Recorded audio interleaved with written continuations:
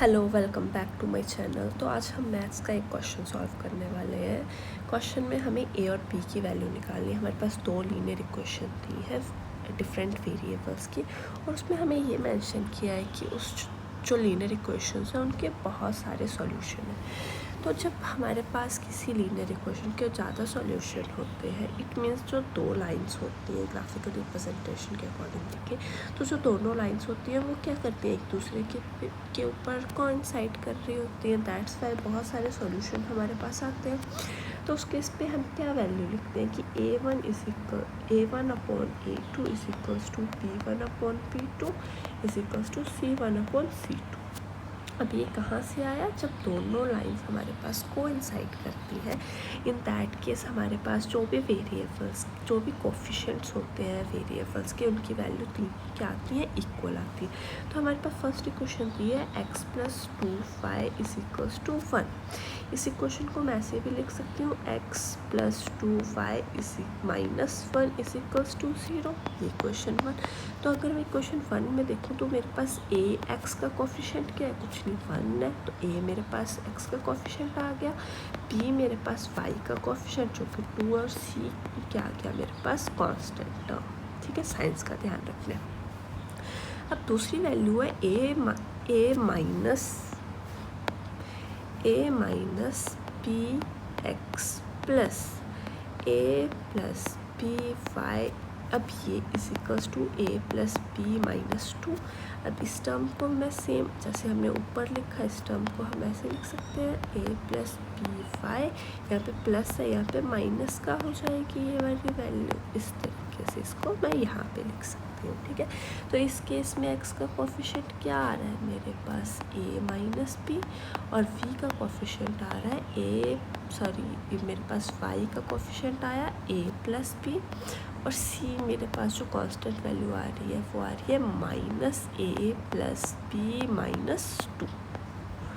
अब हम क्या करेंगे, ये जो a है ये a1 मान लेंगे, b1 c1, ये a2 b2 c2।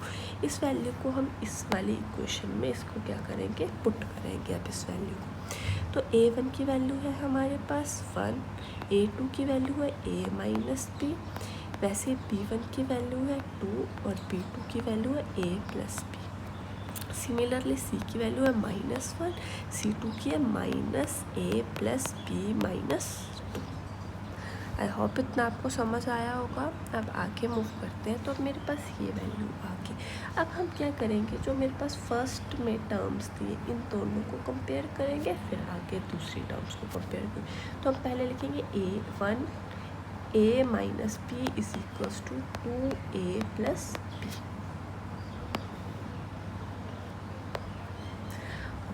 अब इसको हम ले आएंगे इस वैल्यू को ऊपर, इसको भी ऊपर, तो लिखेंगे a प्लस बी, ये टर्म 1 के साथ मल्टीप्लाई होगी, और यहाँ पे 2a माइनस बी। इसका मतलब 1 से मल्टीप्लाई होगी तो ये टर्म ऐसे आ जाएगी a प्लस बी, और इसको पहले इससे मल्टीप्लाई करेंगे फिर इससे, तो आएगा 2a माइनस 2b। ठीक है, a वाली वैल्यू को हम इस साइड ले जाते हैं, और b वाली वैल्यू को यहाँ पे अगर ले आए तो b यहाँ पे क्या हो रहा है, b प्लस ये यहाँ पे माइनस का, और इस साइड आके क्या हो जाएगा, ये प्लस 2b।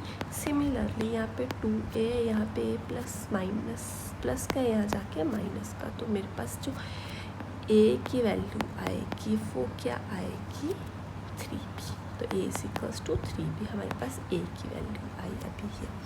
अब हम क्या करेंगे यहाँ पे आगे, अब नेक्स्ट जो 2 टर्म्स थी मेरे पास क्या क्या, 2a plus B is equals to -1 minus a plus B minus 2।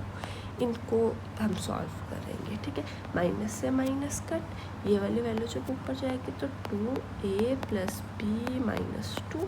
Similarly 1, ये जब ऊपर जाएगा तो आएगा मेरे पास a प्लस बी। इसको इसके साथ मल्टीप्लाई करेंगे, 2a 2b प्लस माइनस 2 2 4, वैसे यहाँ पे आएगा a प्लस बी। अब a वाली वैल्यू यहाँ पे अगर ले आए, यहाँ पे ये प्लस का है, यहाँ पे माइनस का हो जाएगा। सिमिलरली 2b, ये यहाँ पे प्लस का है, यहाँ पे जाके माइनस का, और ये वाली जो -4 है इसको अगर मैं उस साइड ले जाऊँगी तो ये यहाँ पे प्लस का 4 हो जाएगा। अब 2a में से a माइनस किया a, सिमिलरली वैसे ही 2b में से b माइनस किया b इज इक्वल्स टू 4। मेरे पास ये वैल्यू आ गई यहाँ से, ठीक है।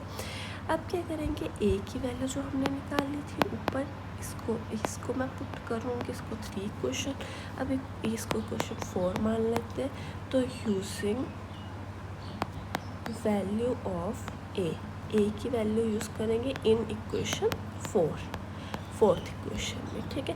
तो a की वैल्यू 3b है, तो a की जगह मैं लिखूँगी 3b plus b is equals to 4। तो आया हमारे पास 4b इज इक्वल्स टू 4, और b कितना आया है हमारे पास 4/4 कट करके 1, तो v की वैल्यू आ गई मेरे पास 1।